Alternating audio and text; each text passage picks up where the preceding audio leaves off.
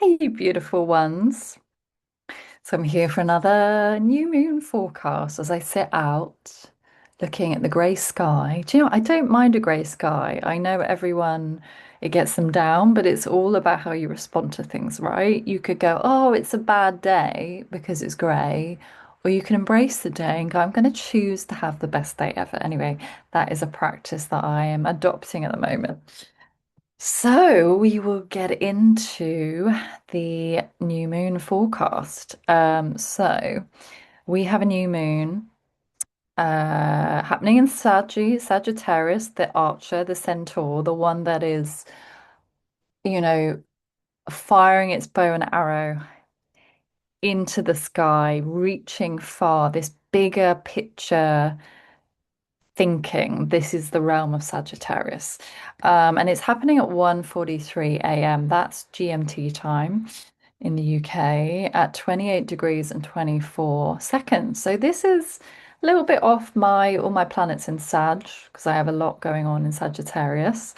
Um, and what is clear to me, like I can feel the excitement of the festive time, right? People are gathering socially, they're getting ready for Christmas. And what I find is a beautiful metaphor for this time of year. A lot of people struggle in winter, right? Like I generally love it because I was born in the depths of winter in January. But what Sagittarius reminds us of this season is to find the light in the dark, right? To stoke our inspiration, to stoke the passion of like what is alive in us, even when we're slowing down in winter, we're resting, we're turning inwards. Saggy stokes that fire and goes, okay, but what is really alive in you? What is that vision that you are devoted to every single day? Like me showing up to do this forecast, I'm devoted to sharing these forecasts, my wisdom with you, no matter what, right? And it's sort of like a recommitment and a devotion to go bigger, to go beyond your everyday thinking, right? The ego loves to have a plan, right? How many times have you gone, oh, I've got an idea. I'm going to sit down and write every single detail of this plan. And when does that work out? It doesn't. So this Sagittarius and this new moon is the sign of faith. Having faith, taking those leaps of faith.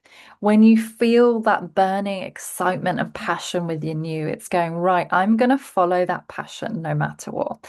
Even though I don't know how the, workshop or how the course is going to come together, I'm going to follow that initial impulse, right? That's literally how I started, like, that's how I started my business. Was like, I found astrology. I am so excited about this. And I had this burning passion of like, I have to do this. I just know this is my path. And then I left my full-time job. So it's those moments of real passion, and they might not be as big as taking and, leaving your job. It could be that something is not aligned. But it could be as simple as I'm going to follow the passion. The seed of this idea is coming through me, and I'm going to sit down and get that vision out onto the paper today, right? Like Saggy is like, it's like the wild horse. Think of it as this energy that is wild, is untamed. It's not trying to work it all out. It's going, right, I've got the vision, we've got the vision, the bigger picture, it's over there, and I'm going to commit to that vision. Like, if you knew that that vision is part of your mission, it's part of your soul's purpose, you keep following it, right? You keep following it.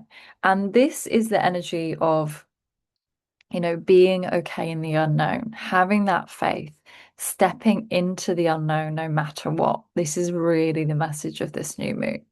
Um, and we've got the new moon is conjunct Venus. So there's this real capacity to tap into like generosity of spirit, to connect with our spirit, to connect with our heart and go, what is it I truly want from this place? From that inner voice, that inner wisdom, where you just know what you need to do, right? I don't buy it. When you say I don't know, it's not true. The I don't know comes from the ego. The ego tries to stall us, tries to slow us down because the ego wants what's familiar.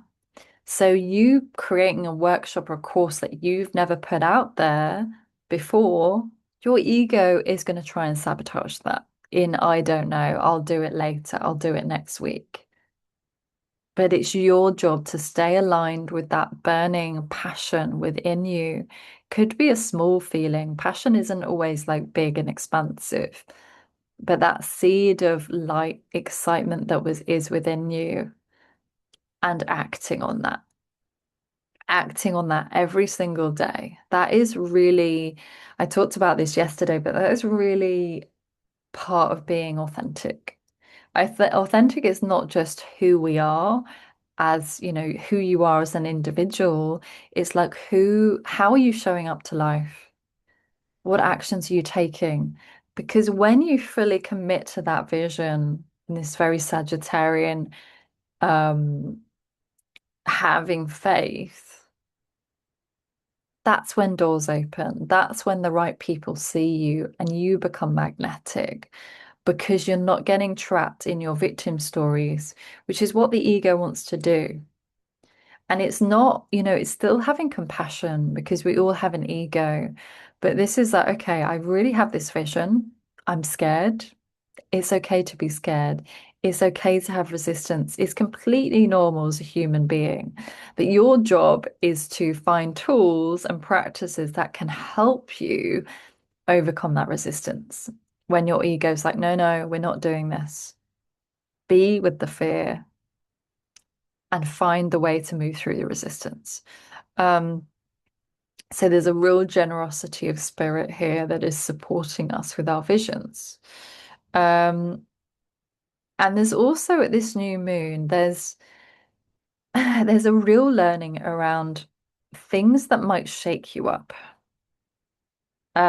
things that might feel erratic happening in your life. This could look like chaos. If there's a moment of chaos, right,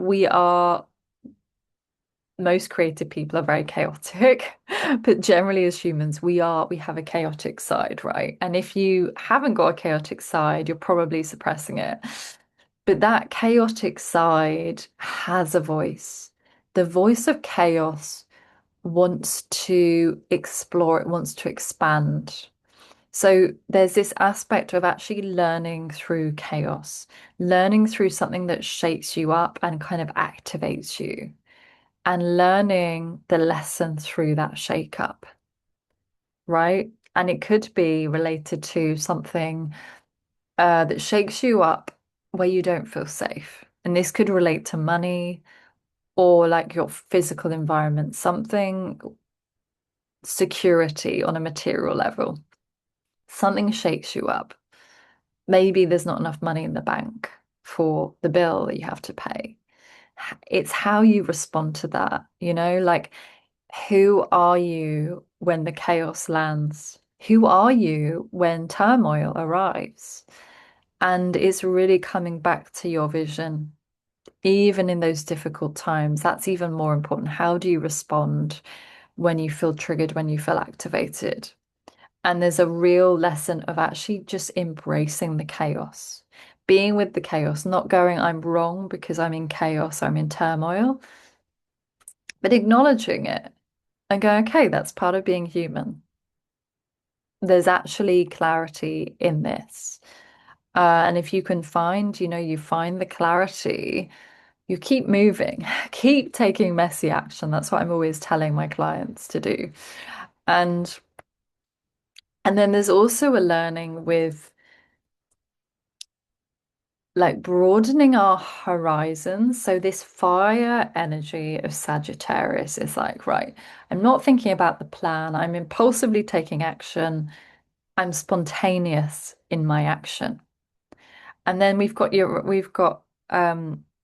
Jupiter in Cancer at the moment, which is expanding our emotional capacity, expanding our sensitivity, um, being more in touch with our feelings and our emotions. And what does fire and water, make?